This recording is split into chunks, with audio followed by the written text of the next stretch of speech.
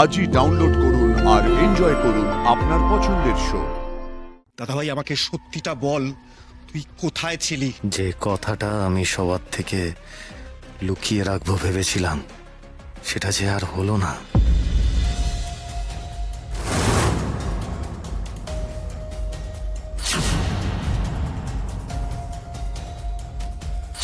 ঠাকুর, রক্ষা করো, রক্ষা করো ঠাকুর।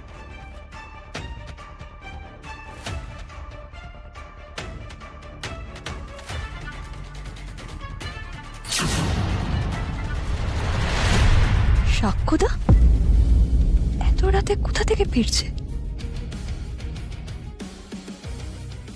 সাক্ষ্যদা,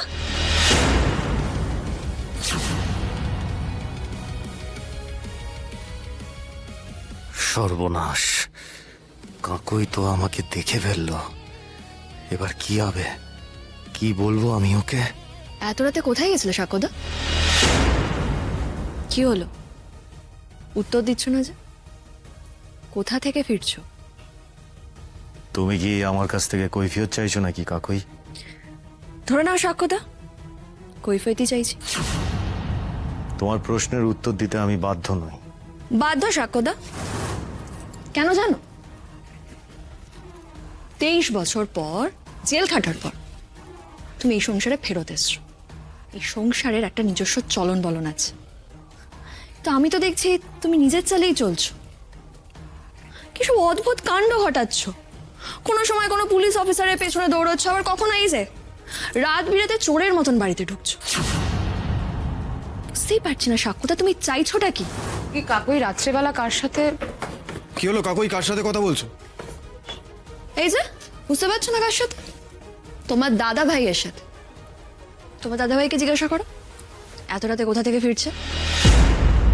সত্যিই তো সাক্ষ্য, কোথায় গিয়েছিলে তুমি?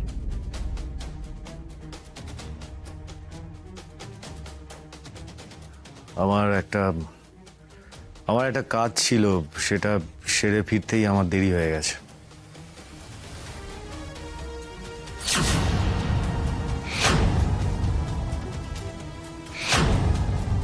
এই তোর আবার কিসের কাজ রে?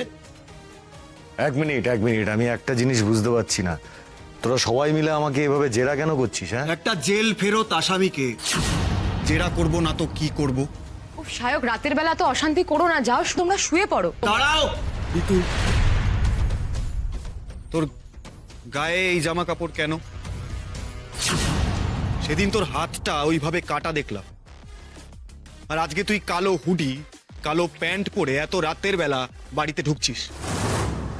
একটু আগে ওই বজরংবলীর দূত লোকটা একটা ভিডিও পোস্ট করেছে, যেখানে ও এরকমই কালো হুডি কালো প্যান্ট পরে কতগুলো ড্রাগসের প্যাকেট জ্বালিয়ে দিচ্ছে, তাই না কাকই?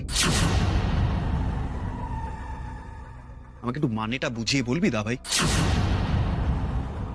সায়ক কি বলছে এইসব? দাদা ভাই আমাকে সত্যিটা বল, তুই কোথায় ছিলি? দাদা ভাই তুই বলে দে।